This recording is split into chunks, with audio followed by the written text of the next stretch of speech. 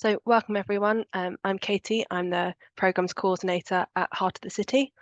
I can see a range of businesses that have joined us today. So we have some familiar faces on the call and have some people who are new to Heart of the City. So welcome to you both. Thanks for joining today's Lunch and Learn on your carbon footprint, what it is and how to measure it. Just some housekeeping before I get on to introducing Heart of the City. The session is being recorded and you'll be on mute. But if you have any questions, please do use the Q&A function and we'll have time for a Q&A at the end. Do also feel free to use the chat to introduce yourself and your organisation. Next slide, please. And you can go on to the next one as well. Thank you. So for those of you who are new to Heart of the City, we are a not-for-profit based in the City of London. We work with small businesses and organisations with less than 250 employees across the UK and from different industries on their responsible business journeys.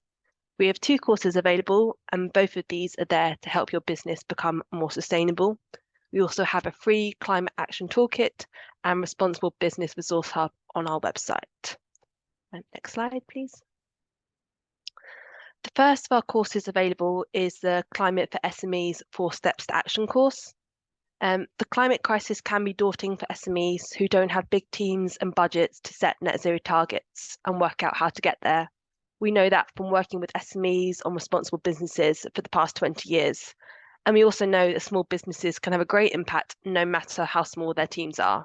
That's why we've created this course, bespoke for SMEs, to make taking action against the climate crisis easy, accessible and achievable. Over 4 modules, you'll cover jargon busting and demystification, building the business case, measuring your carbon footprint and creating a net zero action plan. We have 3 places available on this course if you're an SME based in or with more than 50% of your operations in a square mile, or if you're in a supplier, SME supplier or tenant of the City of London Corporation. Next slide, please. Great. Our second programme is Foundations for Responsible Business.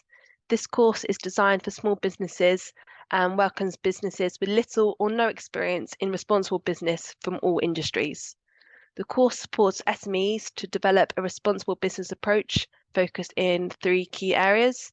These are environment, people and community.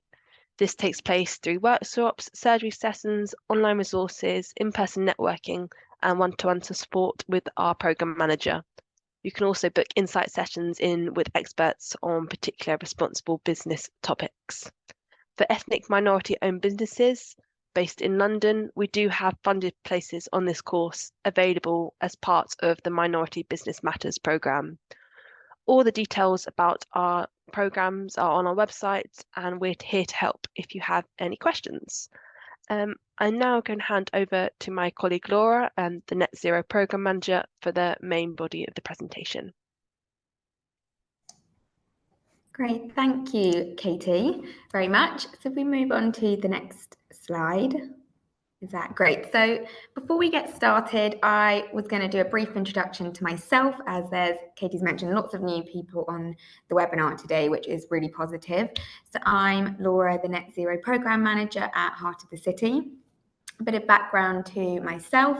I've been working with in the sustainability space for about 5 years now and have supported hundreds of businesses, mostly SMEs, working towards net zero through education, upskilling and carbon accounting. I'm here to talk to you today about carbon footprints. So you may be here through general interest in what a carbon footprint involves. You may also be here because your customers are asking you for this type of information and learning as well what's involved with that. So I'm going to take you through what carbon footprints are, how you can measure them, and take you a bit behind the scenes to show you what's involved in the process and the different areas of data needed and share some examples. So lots to cover in the next 20 to 25 minutes, but I'm going to start off with a quick poll first, if you don't mind answering a question. So that will pop up on your screen, and it's a bit of a pulse survey to see where you all are with measuring your carbon footprint, whether you've started, if you have you measured it yourself, used a consultant, you may be in the process now, right in the thick of it, or you may not have started yet. So yeah, please do take a second to answer that question. It's really useful to see the type of organisations we've got on the call today.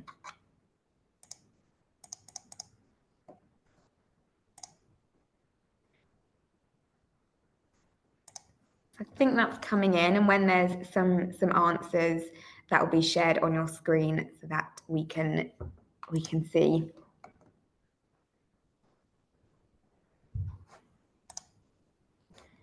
Perfect, thank you for answering. So a good mix between different parts. Some of you have measured it yourselves. Congratulations, that's really hard to do, and I will take you through a bit more of the journey today to see potentially how you could improve it. People who are in the middle of it, absolutely, you will understand what the process I'm talking about, and those who haven't started yet, you're in the right place to know what's involved and how to get started. So on to the next slide, we will begin the session. And I'm going to start off with what the carbon footprint is and what it's made up of. That's the basis of kind of carbon footprinting, carbon accounting, and net zero. So this diagram represents your operational carbon footprint. Every organisation has a carbon footprint, and it's unique to each business. It accounts for absolutely everything you do as a business, so all of your activities and operations that you undertake, and all of that has an impact on the environment. So a carbon footprint is a way to measure all of those business activities and get one standardized output in carbon, which is termed your carbon footprint. Your carbon footprint is broken down into 3 different categories, which is called scope 1, 2, and 3. They're detailed on the diagram, but they're also identified by the different colours, so the blue, turquoise, grey, and purple. The difference between those 3 categories is all to do with the level of control and influence that you have over different operations and activities throughout your organisation. There's around 20 different categories, and they'll pop back up on the screen in a second, but there's about 20 different categories, and there's an image for each one of those within the 3 arrows.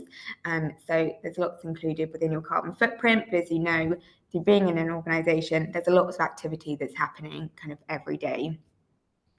All of those categories together, you add up, and that makes up your carbon footprint. So yeah, in summary, the process of what a carbon footprint is and measuring it means that you're taking your day-to-day business activities, all those operations from across, if you have multiple sites, your different sites, but across the different departments and teams within your organisation, and turning that into one number, which at the end makes up your carbon footprint. And just like that, you can see the 20 categories, and we can move on to the next slide.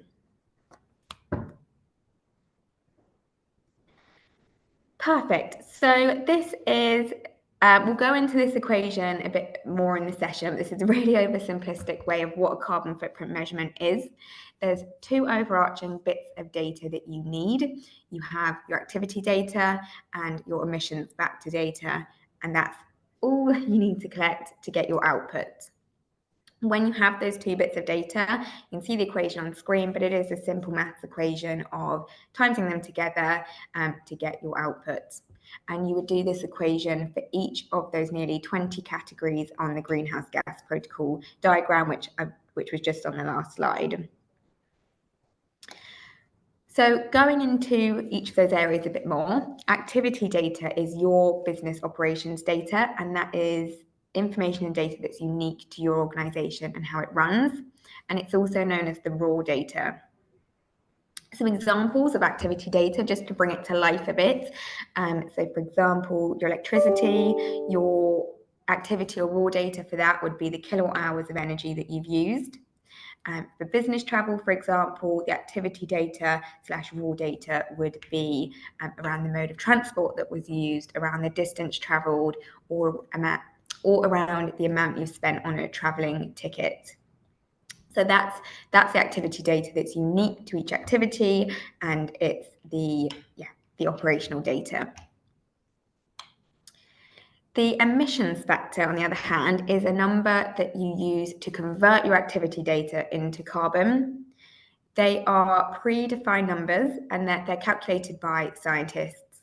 So an overview is each year, so annually, scientists do extensive research into how an activity is impacting the environment.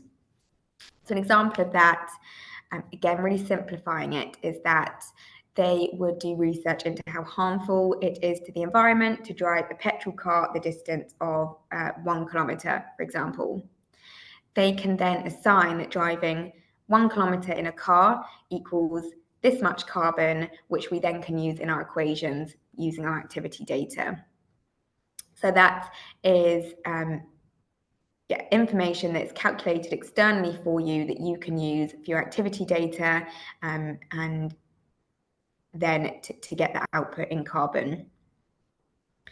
Once you've gathered that data, so your activity data and your emissions factors, you then do the equation on the screen, and this would be for one category. You then need to do this equation for each of the kind of 20 categories or each of the graphics that was in the previous slide.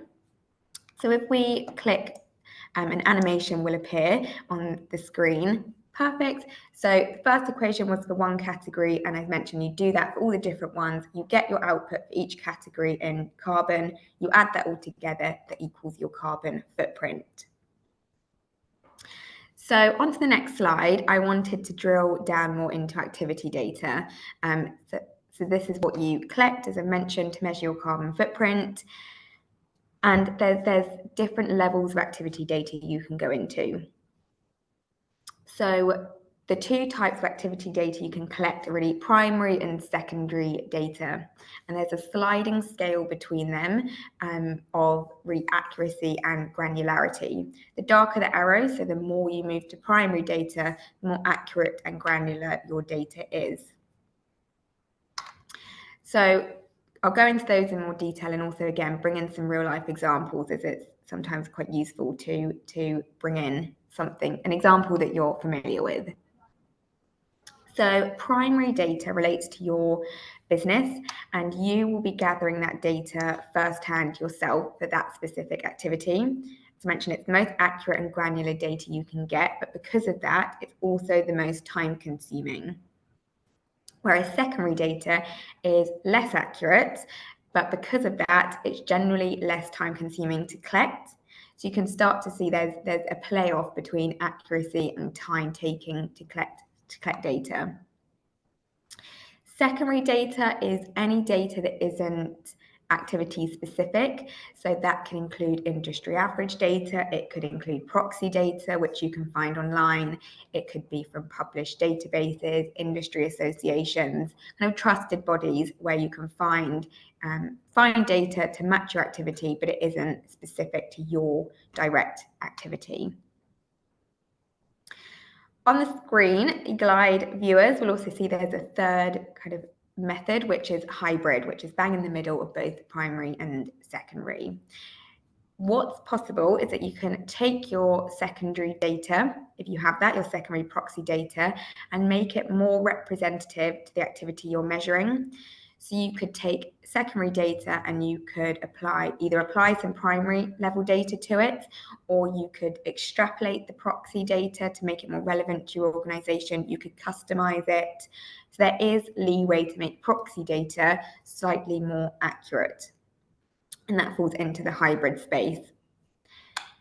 So what's more useful is putting it into a real life example. So for example, if you're measuring your electricity, your primary data would be your specific meter readings. I've mentioned in kilowatt hours, that would be your primary activity data.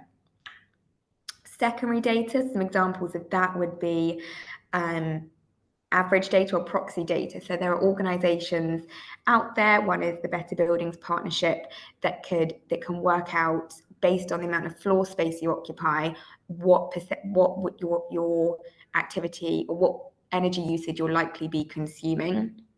So if you don't have access to either invoices or meter readings, you could use that proxy data to assign yourself an estimated energy usage. But with hybrid, you could use a bit of both. So with hybrid, you may have more than one site, and you may be able to collect primary data for one of your sites. You may have access to the meter readings and get that data, but that may not be achievable for your other site. So what you could do is use your primary data from your first site and kind of extrapolate that again by floor space or by head count to get an approximate value for your other site that you don't have the meter readings for. So that's where your kind of proxy data starts coming in, but you're making it more accurate based on your own operations. So that's kind of a summary of the sliding scale of activity data. On the next slide, perfect. So yeah, there's lots of different ways to measure activity data using primary, secondary, or hybrid. And you may be thinking, well, what's the right way? What should I be doing? Or maybe thinking, well, I just should aim for primary data. But really, there's no one size fits all for every organisation of what level of detail you should be going into when you're collecting data. There are a whole host of different factors that will impact what data you'll be collecting, primary or secondary, and the detail you're going into. And generally, they all do interlink. So I've listed 6 different factors on the screen, which will impact the type of data you collect, which I'll run through. So the first, and I'd say most obvious one, is data availability. It's looking at what data you actually have available within your organisation for your measurements. If you have primary data accessible, then it's a really good idea to use that data. But if you don't have primary data available, it's not something you currently collect, then potentially you're looking at the more hybrid secondary data. So yeah, first thing is to look at what do you already have within your organisation. The second factor that will impact the granularity you go into is materiality. So with each category, of the 20 categories that are included within your carbon footprint, not all of them will be kind of front and center or material to your organization's operations. So when you're looking to collect data, you want to make sure that you are collecting more accurate data for operations or activities which are material to your organization. And for those ones, you would be kind of looking to collect primary data. And for anything which is really not as material, much more a smaller part of your operations, then that's something where you could be looking to collect more secondary data. And within materiality, you could look at, I've mentioned operational materiality, but you can also look at impact materiality. So it's also worth thinking about what do you have control over and what can you change easily, so that if you are measuring something, if you have access to data quite easily and you have a real possibility of impacting when making change and making decarbonisation initiatives, it's worth collecting primary data for those areas so that you can actually make informed decisions about them. Linked a bit to materiality, and if you have limited capacity to do this work, is capacity. So you want to focus your attention, if you have limited capacity, on those impactful areas and areas where you have the most that are most important to your operation. Size of your business will also impact the type of data you collect. So actually, for SMEs and small organizations, it is much easier generally to collect more primary data, because there is just a sheer, there's just a lesser volume that you'll be collecting. So if you have 50 employees and you're collecting business travel information, that's for 50 people, compared to if you're in a large organization trying to collect that data for tens of thousands of people, that would be quite hard. So the size of your business will also impact the detail you can go into. Maturity of your footprint will also impact. So rule of thumb is that your first carbon footprint, you look at more secondary or proxy level data, and as your footprint matures and you get better at measuring your footprint and you're drilling down more into the data, that you will move over time to more primary data. So if you're further down on your journey, you should now potentially start thinking about how can we move more towards primary data if you've been using secondary data. And just briefly touching on reporting requirements. So you may be having to report through other means, maybe through the SECR, you may be collecting your energy data. Again, that links to data availability, but if you're already collecting this data for other reasons and you have primary level data, then that's something you can use within your carbon footprint as well. Great. So yeah, measuring your carbon footprint is really about being pragmatic, and it's playoffs between the accuracy of data you collect and the time commitment that you're spending collecting data. And it's about seeing what's realistic for you to do.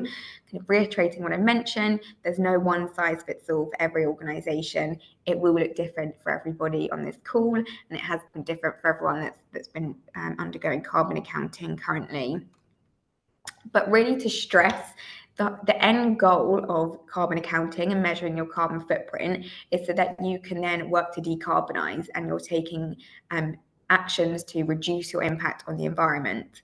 So we don't want to spend all of our time getting really primary, really good, robust primary level data so that we can have an absolutely excellent carbon footprint. It can sit in an annual report and look stunning, but you then have no time or capacity to actually focus on the actions and what's going to drive the change. But on the flip side of that, you don't want to spend hardly any time on your carbon footprint so that you're using really inaccurate proxy data so that you can't actually, it doesn't give you any information to inform your future decision making. So you want to get the sweet spot for your organization that you are comfortable with, the level of detail you've collected to give you a robust enough carbon footprint that you are happy and confident that you can make then decisions from that. So it may be decisions, be decarbonisation decisions, but it could be on resourcing. It might include financial costs and implications. So you want to make sure that you have that level, that threshold that you're happy with making those decisions from. So if we move on to the next slide, the second part of the equation, if we think back to one of the beginning slides, was on emissions factors. So I've already mentioned there are numbers that are out there that you convert your activity data into carbon.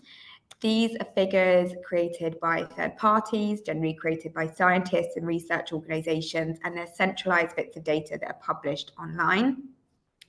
There are a lot of open access and free factors that you can use. The government emissions factors is one great source of that, which I'll touch on more throughout the session.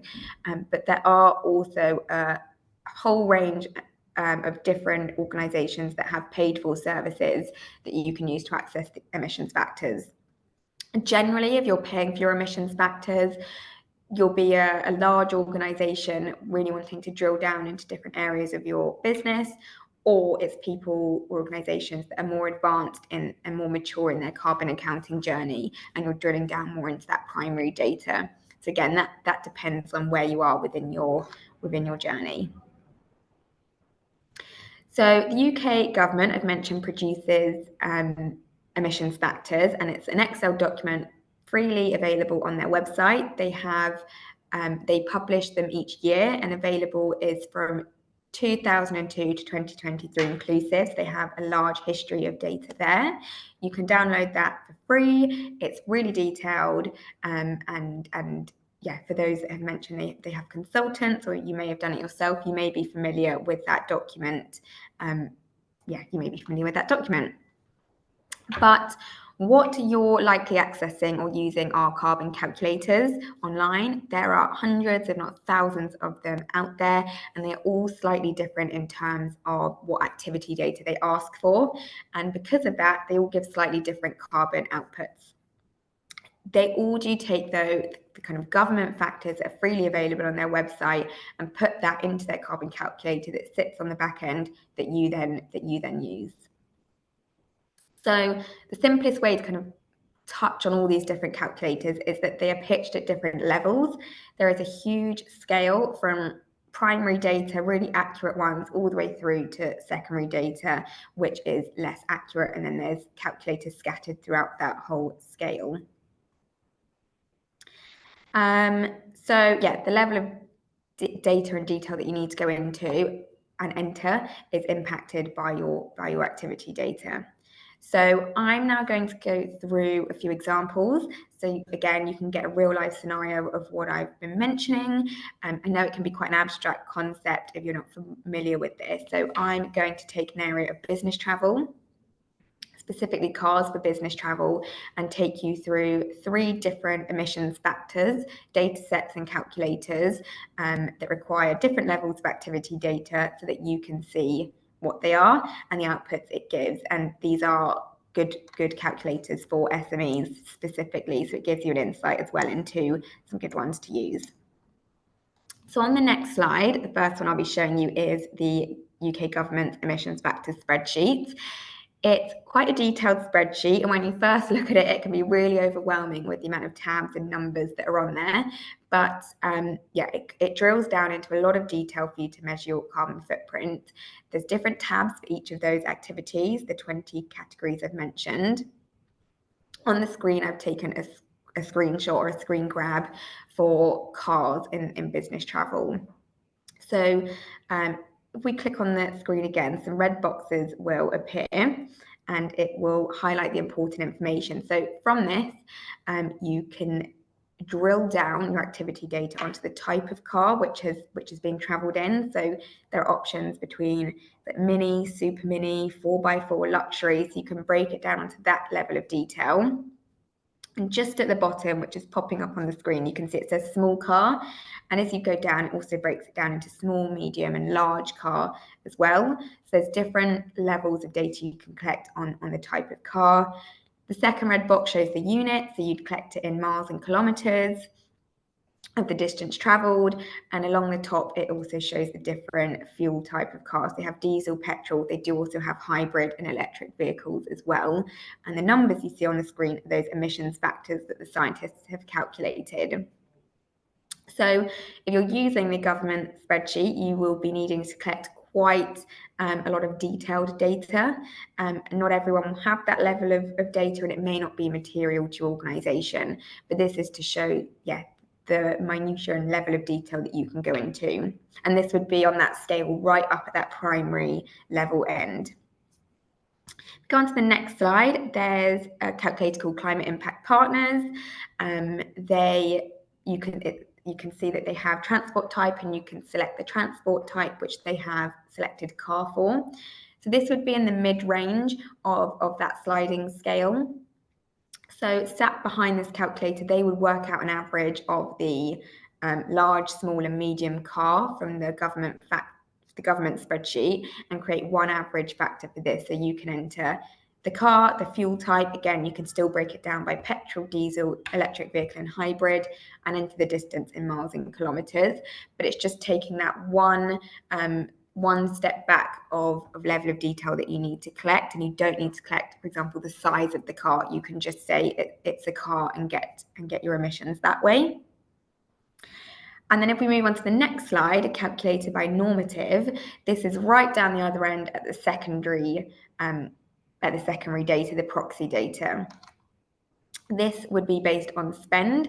So within this, you would find how much you are spending on petrol, for example, in cars for your business travel. And you'd enter it in that top box, and it's a spend-based emissions factor. So on the back end of this, they would work out how much, for example, how much would £10 of petrol get you in distance, and assign emissions factors that way.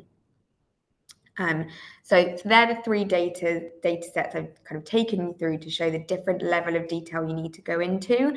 And what I will now do is go on to the next slide and just give you an example, again, a real life example of the 3 calculators I've just shown you, but using my actual commuting data.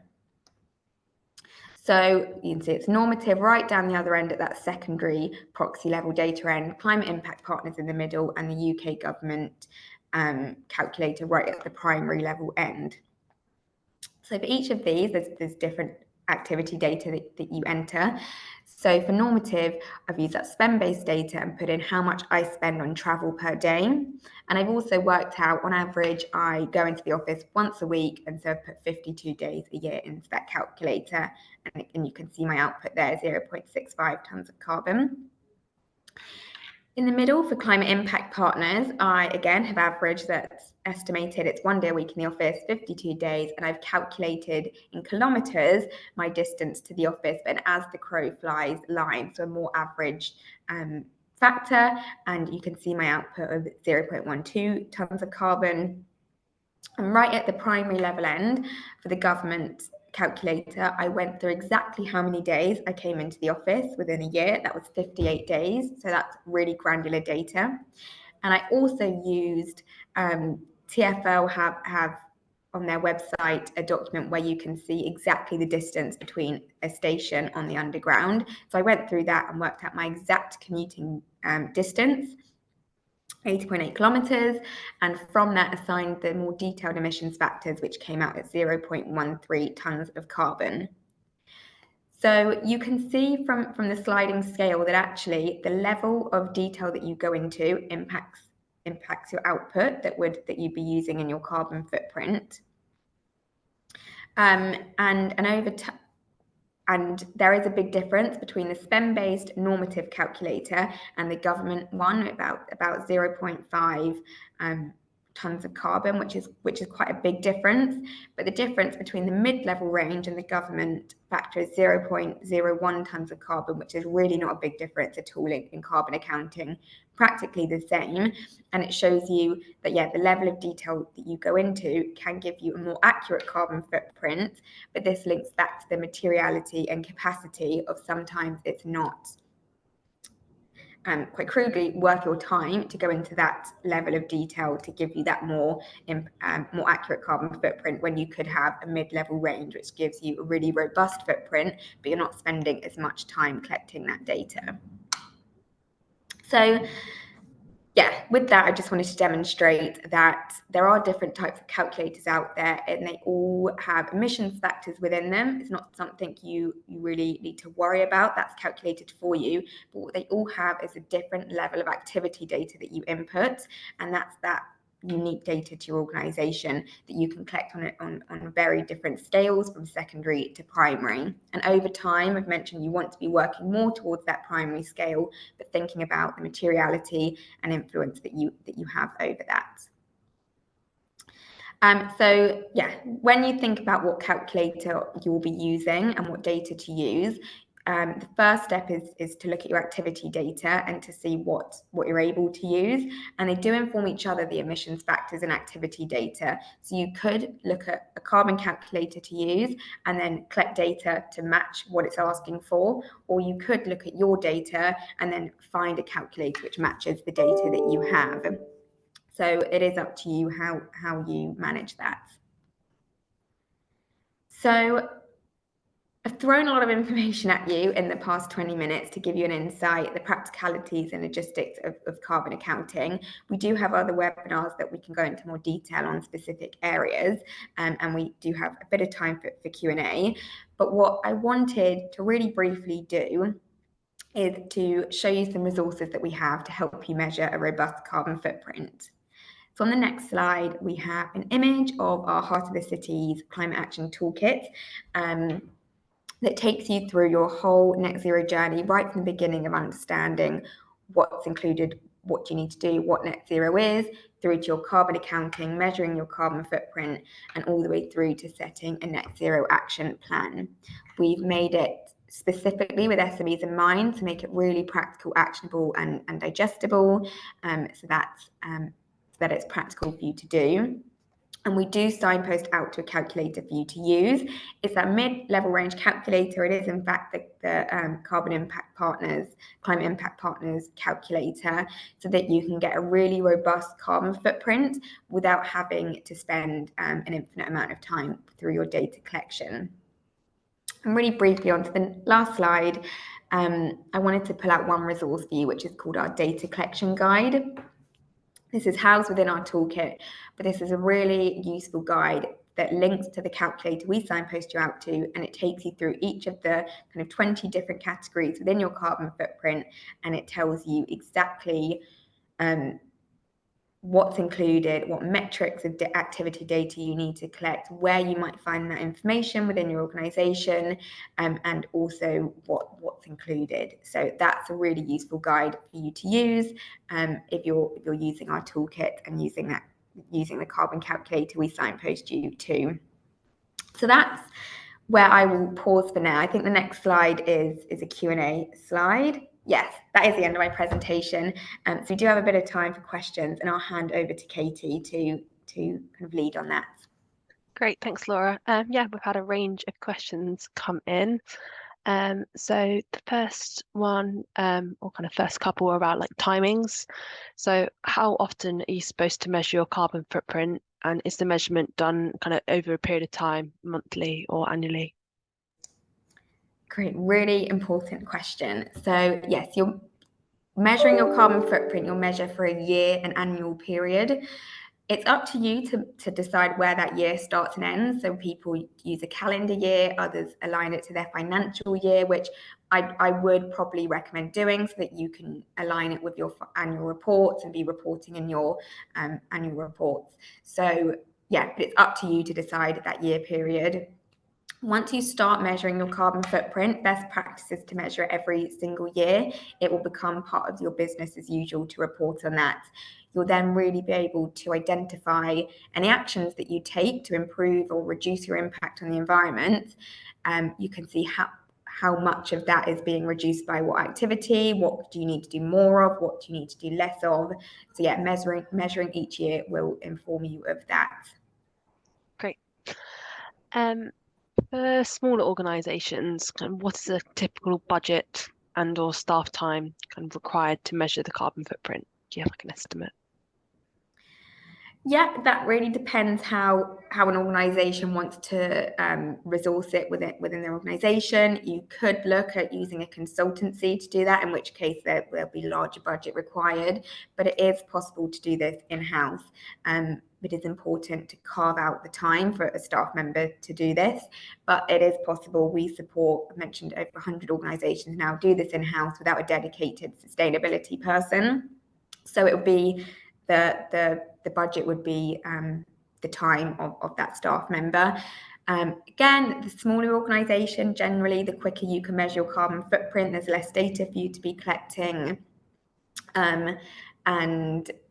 But yeah, it will depend on that slide where I mentioned about the factors of what activity data you use. There, all the factors will impact the time. If you have reporting requirements you already collect data for, if you have a small organisation, and those other factors, it will take you much shorter time.